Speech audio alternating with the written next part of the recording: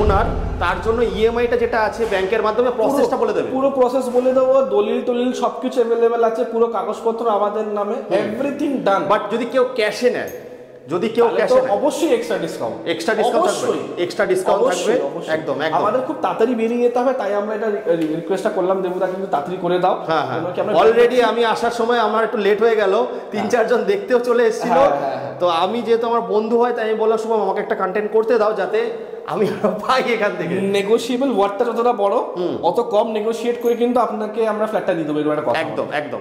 Time নেই একদম। তো বন্ধুরা টাইম নেই, আচ্ছা টাইম মোটামুটি 1 মাসের মধ্যে যদি এই অফারটা রাখো, ঠিক আছে, দেবুদা বললো 1 মাস।